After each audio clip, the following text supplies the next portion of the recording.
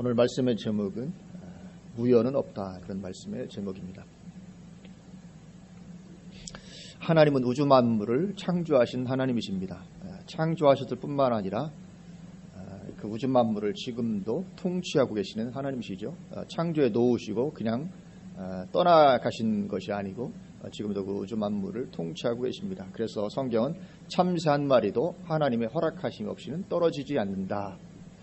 참새 한 마리도 허락하심이 없으면 떨어지지 않는다. 이 말씀은 세상에서 일어나는 모든 것들이 하나님의 섭리하에서 다 움직여지는 것이고, 그것은 다른 말로 하면 우연은 없다. 그것을 말씀을 하는 것입니다. 그래서 세상에 우연처럼 보이는 것들이 많이 있지만, 그러나 그것은 우연처럼 보이는 것이지 필연이다. 하나님 안에서는 모든 것이 다 필연입니다. 우연처럼 보이는 필연만이 있을 뿐입니다. 그래서 예를 들면 요셉의 형들이 요셉을 죽이려고 붙잡아서 구덩이에 던져넣게 되죠. 구덩이에 던져넣고 음식을 먹고 있는 중에 마침 말하자면 우연히 미디안 상인들이 거기로 지나가게 됩니다. 그래서 그 미디안 상인들에게 요셉을 은 20을 받고 팔게 되죠. 그래서 요셉이 애굽으로 팔려가게 되는데, 그것이 과연 우연이었겠는가? 마침 왜 하필 그때 미디안 상인들이 지나가게 됐을까? 그래서 팔리게 되는데, 우연처럼 보이는 일이죠. 그러나 우연이 아니고 필연이라는 것을 우리는 이미 알고 있죠. 그리고 미디안 상인들이 이제 요셉을 데리고 애굽에 가서 노예 시장에다 요셉을 팔게 되는데, 마침 누가 삽니까? 애굽의 시위 대장 보디발이 그를 사서 자기 집에 노예로 사게 되죠.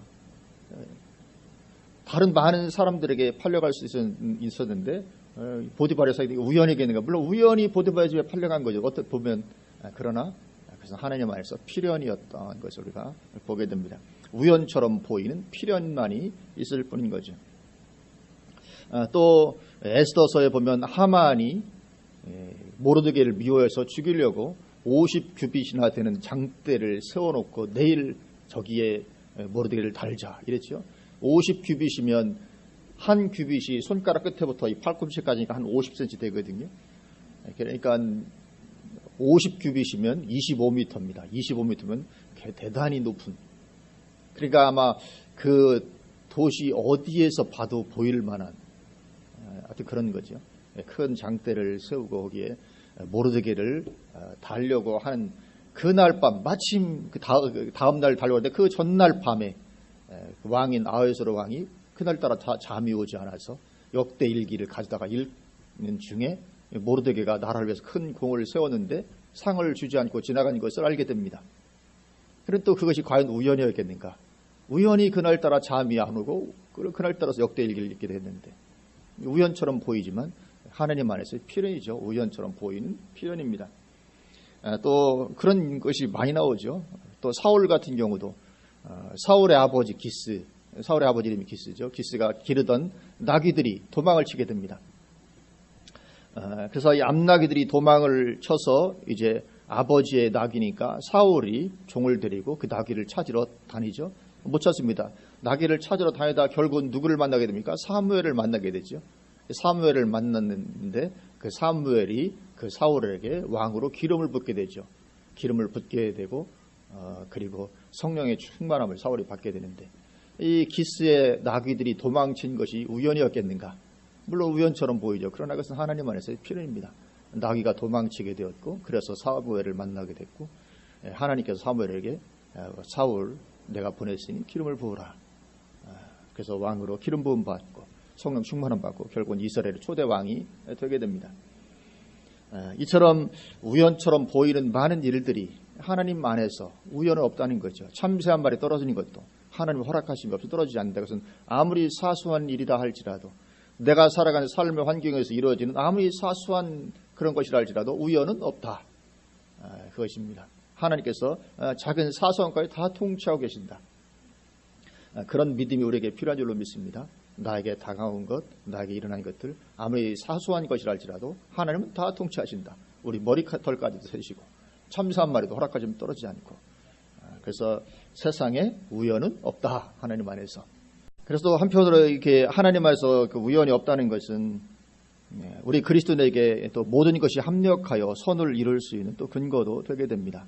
그 모든 것들이 합력해서 결국은 선을 이루게 된다는 것, 그것이 우연으로 끝나는 것이 아닌 것을 보여주거든요. 하나님 그것을 다 합해서 결국은 선을 이루어 가십니다. 그래서 하나님은 우연처럼 보이는 필연을 통해서 우리를 이끌어 가신다. 우연처럼 보이는 필연을 통해서 우리는 하나님 우리를 이끌어 가십니다. 그래서 어떤 사건 하나 만날 때마다 그 사건 하나하나의 일이 일비해서는 안 되는 이유도 있는 거죠. 사건 하나가 안 좋은 사건을 만났는데 그것 때문에 너무 낙심할 필요가 없을지도 모릅니다. 나귀들 잃어버린 것 때문에 참 손해났구나, 화가 나고, 그것이 아들을 왕으로 세울 어떤 전 단계인데 그걸 모르고 막 열받아가지고 이러니까 그렇게 사건 하나하나에 일희일비할 이유는 없는 어떤 그런 것이 있습니다. 그래서 오늘 본문에서도 그 룻기에서도 모든 장애를 뛰어넘어 하나님을 택게 나섰던 룻, 마치 아브라함이 갈 바를 알지 못하고 길을 나섰던 것처럼 룻도 똑같이 갈 바를 알지 못하고 미지의 땅을 향해서 그렇게 오직 하나님만을 택해서 떠났던 그 룻에게 하나님도 여전히 같이 똑같이 그렇게 우연 같은 필연을 통해서 역사하고 계신 것을 보게 됩니다. 1절을 보면 나오미의 남편 엘리멜렉의 친족으로 유력한 자가 있으니 그의 이름은 보아스더라. 이 유력한 친족 보아스가 있었는데 룻은 당연히 뭐 까마득히 몰랐겠죠. 이런 친족이 있었다는 걸 당연히 몰랐을 것이고, 나오미도 뭐 잊어버리고 있었던 거죠. 그런 친족이 있긴 있었는데 잊어버리고 있었던 거죠. 근데 유력한 친족이 있었는데, 근데 그러니까 기업을 물을 그런 가까운 친족이었는데 그것도 유력한 사람이었다. 여기 유력하다는 것은 부유하다는 것과 영향력이 있다는 것을 같이 함축하고 있는 그런 단어입니다. 부유하면서도 영향력이 있는, 그러니까 참 좋은 사람이죠. 유력한 사람. 2절 모압 여인 룻이 나오미에게 이르되 원하건대 내가 밭으로 가서 내가 누구에게 은혜를 입으면 그를 따라서 이삭을 줍겠나이다 하니 나오미가 그에게 이르되 내 따라 갈지어다 하매. 이제 룻이 이삭을 주우러 나갑니다. 내가 누구에게 은혜를 입으면, 이삭 주우러 갈 때 밭주인이 못 줍게 하면 못 주웠을 수도 있는 거잖아요. 물론 율법에는 이삭을 주우도록 명령을 하고 있지만, 그러나 사람들이 뭐 율법을 다 지키는 것이 아니고 못된 사람은 또 저래가 이렇게 할 수도 있는 것이고, 은혜를 입으면 내가 이삭을 줍겠다, 어머니가 나가라, 그렇게 말을 하고 있습니다. 이 가난한 과부에게는 당연한 것입니다. 가난한 과부에게 생계를 이어나갈 수 있는 가장 최고의 길 이것밖에 없습니다. 이삭을 줍는 것, 이 가장 어떤 최선의 방책이죠. 그래서 율법에서 이것을 명령을 하고 있습니다. 이렇게 하도록. 이것을 한번 좀 찾아보고 갔으면 좋겠습니다. 레위기 23장입니다. 22절입니다. 우리 다 같이 한번 22절은 같이 한 목소리로 봉독을 하겠습니다. 너희 땅에 곡물을 벨 때에 반 모퉁이까지 다 베지 말며 떨어진 것을 줍지 말고 그것을 가난한 자와 거르민을 위하여 남겨두라. 나는 너희의 하나님 여호와니라. 아멘. 추수할 때 너희 땅에 곡물을 벨 때 밭 모퉁이까지 다 베지 말라. 추수할 때 이 모퉁이는 좀 베기도 어렵잖아요. 근데 모퉁이까지 싹싹 다 그냥 베고, 우리는 흔히 그럴 텐데 그렇게 하지 말고 모퉁이 있는 거 좀 남겨둬라.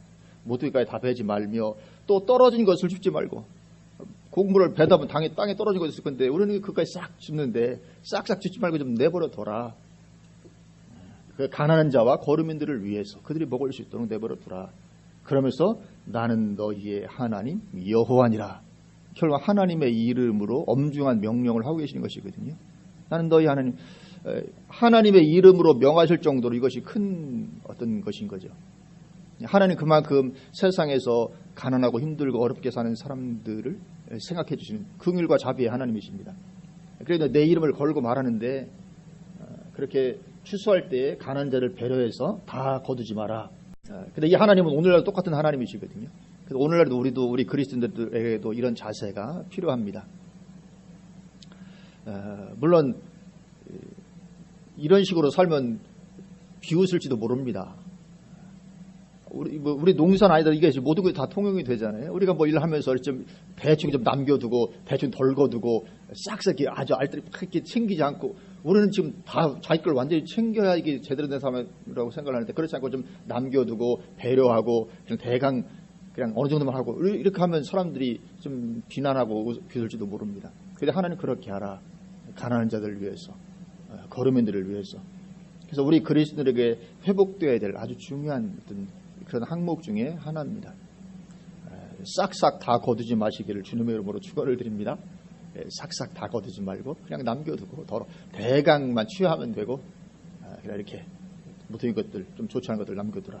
우리 한 군데만 더 보실까요? 신명기 24장입니다. 신명기 24장 19절부터 보겠습니다. 제가 한번 천천히 읽어보겠습니다. 신명기 24장 19절부터 21절까지입니다. 내가 밭에서 곡식을 벨 때에 그 한 뭇을 밭에 잊어버렸거든 다시 가서 가져오지 말고. 잊어버렸으면 그냥 두라는 것입니다. 잊었네? 가서 또 가져오지 마라. 말고 나그네와 고아와 과부를 위하여 남겨두라. 그리하면 내 하나님 여호와께서 내 손으로 하는 모든 일에 복을 내리시리라. 이 복받는 비결이 거기에 써 있습니다. 다 챙긴다고 해서 복받는 것이 아니고 남겨두고 다른 사람을 배려하고 가난한 자 약자들을 배려하는 그런 삶을 살면 하나님께서도 복을 주시겠다. 그렇게 말씀을 하고 있습니다. 내가 네 감람나무를 떤 후에 그 가지를 다시 살피지 말고, 감람나무를 아마 장대알 같은 걸 떨든지 올리브나무 막 떨고 하면 대강 떨면 그냥 그만두라 이거죠.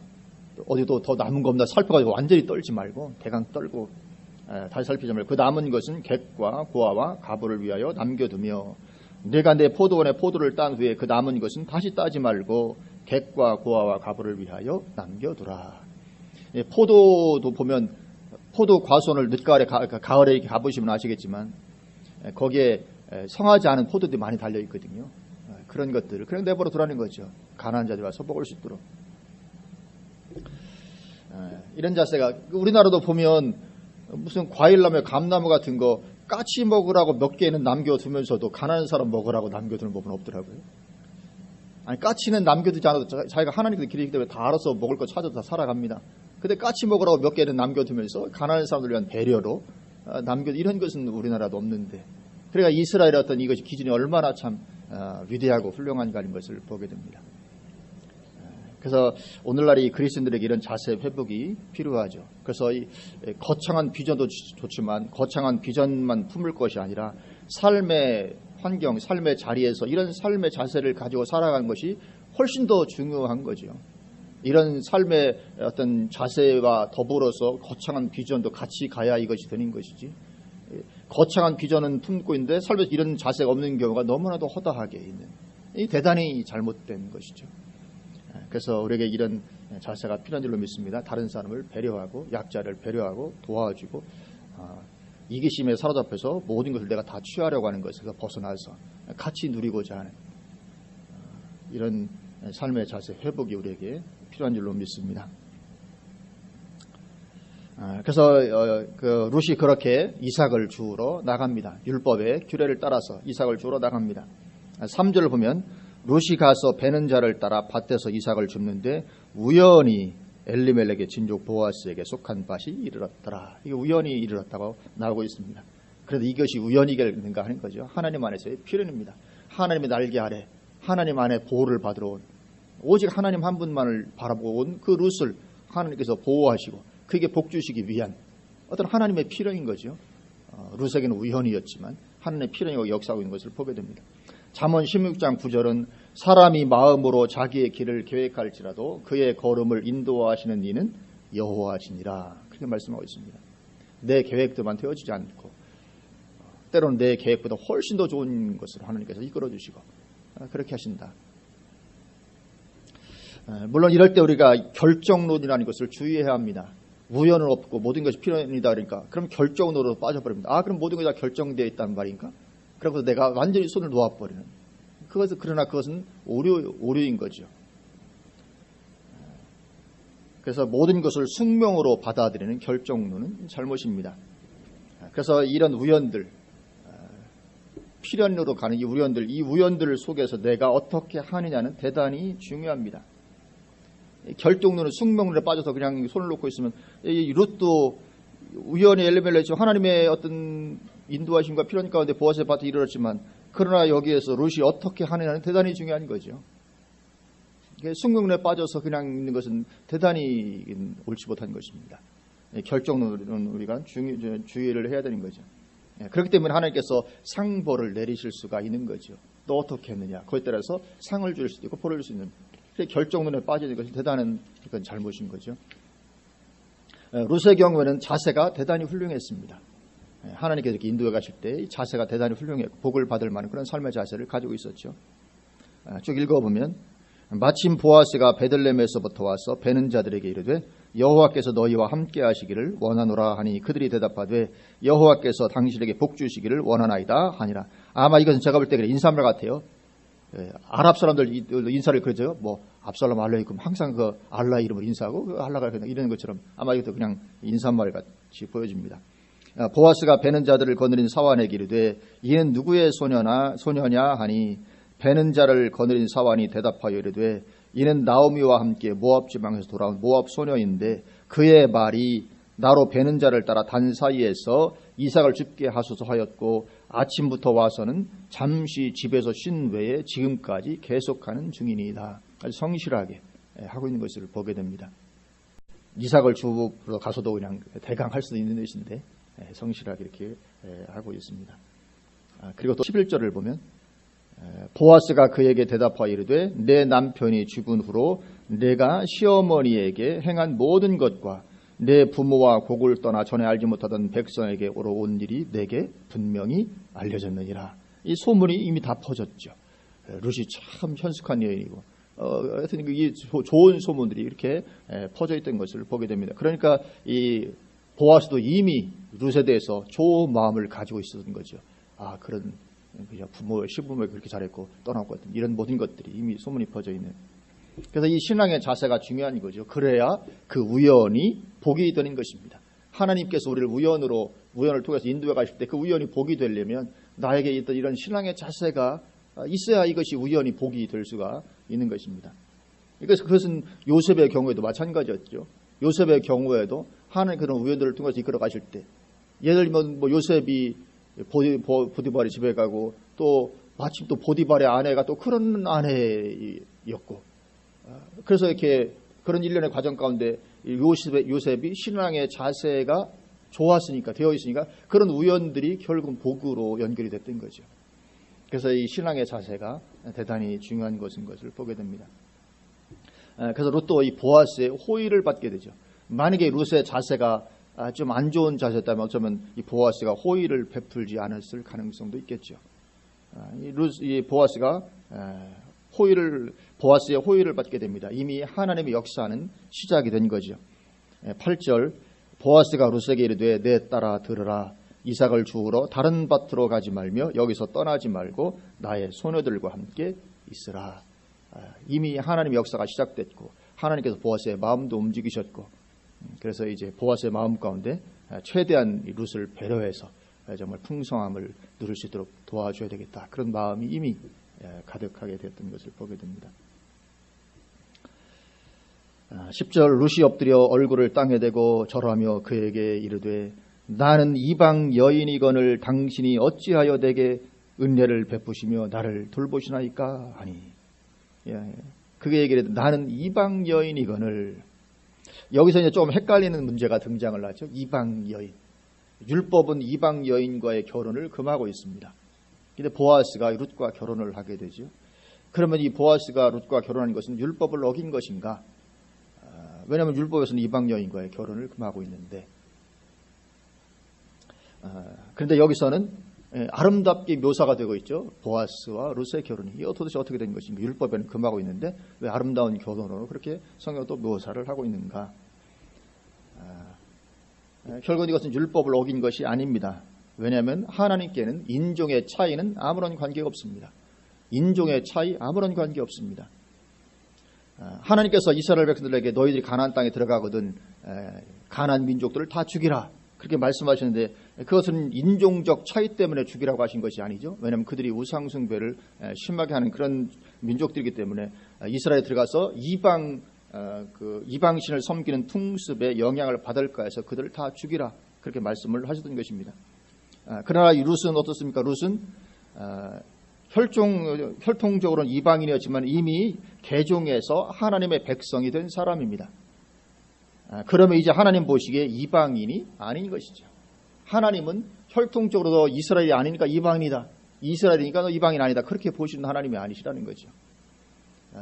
혈통적으로 이스라엘이 아닐지라도 하나님을 섬기고 하나님을 따라서 하나님의 백성에 속했으면 그는 이방인이 아닌 것입니다.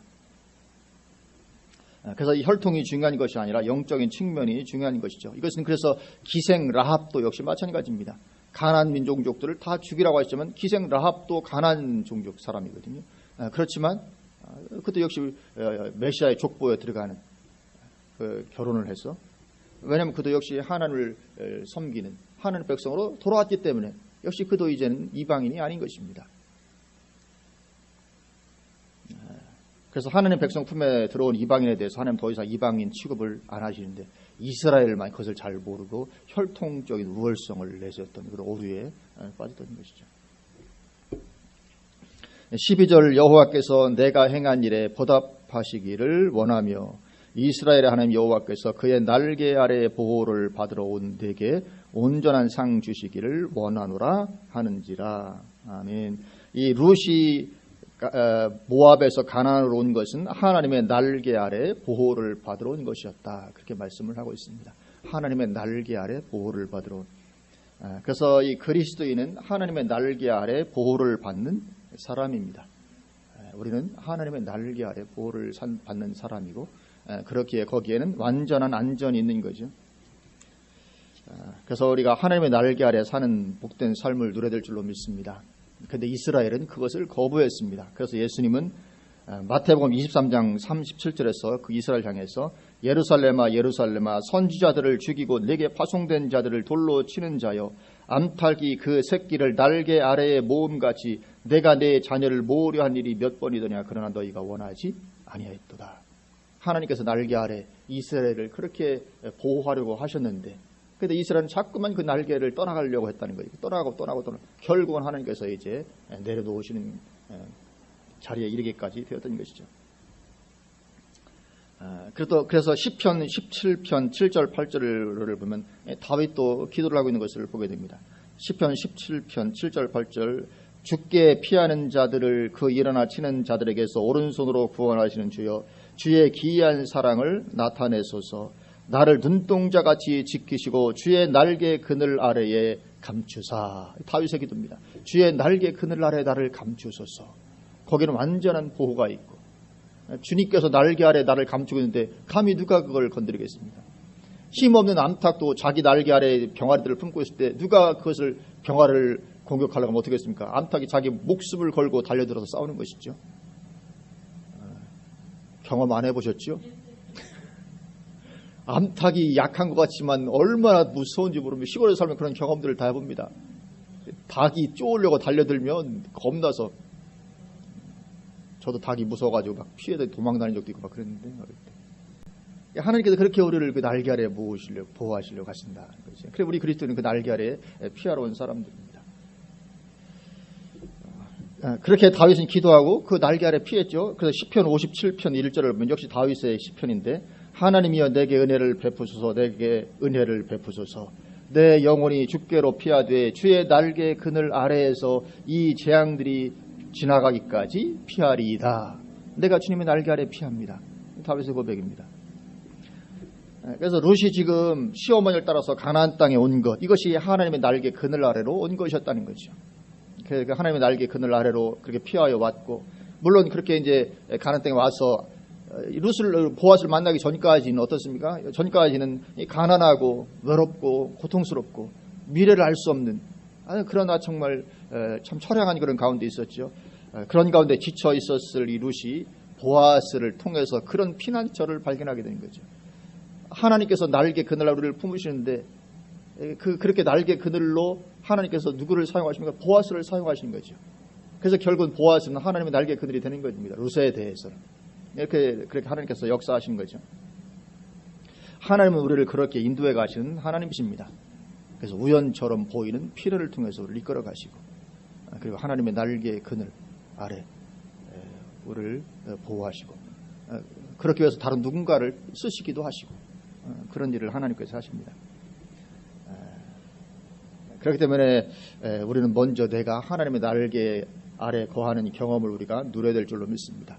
하나님의 날개 아래 내가 정말 안전함을 거하는 안전함을 누리는 그런 경험들을 가지고 그리고 이제 나도 다른 사람에게 그런 그늘이 되어지는 것입니다. 보아스가 룻에게 그늘이 되어 주었던 것처럼 나도 누군가에게 그런 그늘이 되어지는 거죠. 누가복음에 보면 하나님의 나라는 마치 겨자씨 농구가 같다 하시면 겨자씨 하늘 같으니 자라서 큰 나무가 되매 공중의 새들이 그 나무 그늘에 깃들이니라. 거기서 나무 그늘이라고 되어 있거든요. 나무 그늘에 깃들인다. 공중의 새들, 공중에서도 결국 영혼을 가리키는 거죠. 사람들을 가리키는 거죠. 그 나무 그늘에. 그러니까 내가 그런 나무가 되면 좋겠다는 거예요. 내가 그런 나무가 돼서 내 그늘에 많은 이런 사람들이 깃들 수 있도록. 그래서 제가 여기 이런 것에 은혜를 받고 제가 블로그를 하다 안 하다 막 여러 번 그랬는데 내 닉네임을 나무 그늘로 할까 했는데 별로 어감이 좋진 않더라고요. 그래서 받았는데 그래서 나무 그늘, 정말 평생에 내가 나무 그늘이 되었으면 좋겠다. 누군가의 나무 그늘, 다른 영혼들이 내 그늘에서 쉼을 얻을 수 있다면 얼마나 좋겠는가. 그런 비전을 품을 수 있기를 주님의 이름으로 축원을 드립니다. 내가 그런 나무 그늘이 되었으면 좋겠다. 그렇게 내가 나무 그늘이 되어지고 또 하나님의 날개 아래로 다른 그런 사람들 그들을 인도하는 그런 축복을 누릴 수 있다면 최고의 축복의 삶이 될 줄로 믿습니다. 그래서 하나님께서 나를 마치 룻을 위해서 보아스를 쓰셨듯이 쓰시는 그런 은혜의 자리에 우리가 들어갈 수 있기를 주님의 이름으로 축원을 드립니다. 하나님은 우연을 통해서 우연처럼 보이는 필연을 통해서 우리를 인도하십니다.